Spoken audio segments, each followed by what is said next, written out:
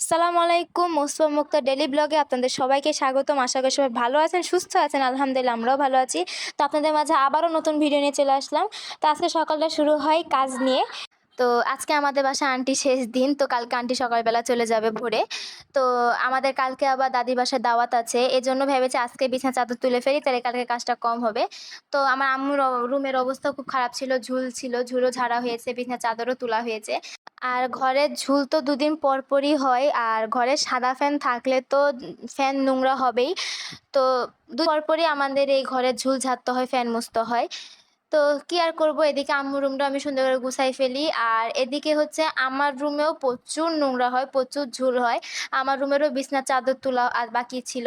তো আমিও আমার রুমের ঝুল ঝেড়ে বিছনার চাদরও তুলে ফেলি। ঘরের কাজের কোনো শেষ নেই। আর এই যে এটা আমাকে আমার চাচু কক্সবাজার থেকে এনে দিয়েছিল, এটার মধ্যে যে এত ঝুল মানে বলার বাহিরে। এটা ঝাড়তে যে আমার জিনিসটাই পেঁচাই গেছে, এটা খুলতে অনেক টাইম লাগে আমার।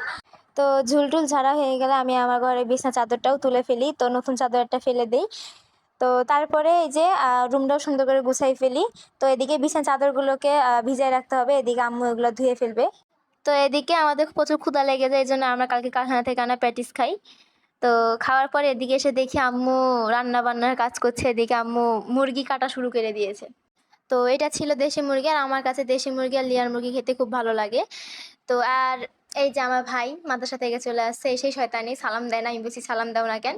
তো যাক, আমাদের দুপুরে রান্না বান্না সব কমপ্লিট। তো দেখতেই পাচ্ছেন আজকে আমাদের কি কি রান্না হয়েছিল।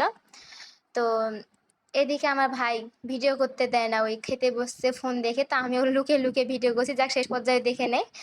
আর আম্মু আজকে বাজার থেকে তরমুজ আনে, তো এই তরমুজটা বিকালে আমরা কেটে খাই। তো আজকের ভিডিও এতটুকুই। সব ভিডিও আজকে দেওয়া সম্ভব হয়নি। আশা করি আপনাদের কাছে ভিডিওটি ভালো লাগবে। আগে চেষ্টা করব যাতে আরও বড় ভিডিও দিতে পারি। তো ভিডিওটি ভালো লেগে থাকলে আমাদের চ্যানেলটাকে আপনারা সবাই সাবস্ক্রাইব করে দিবেন, আর লাইক শেয়ার কমেন্ট অবশ্যই করবেন। আর সবাই ভালো থাকবেন। আল্লাহ হাফেজ।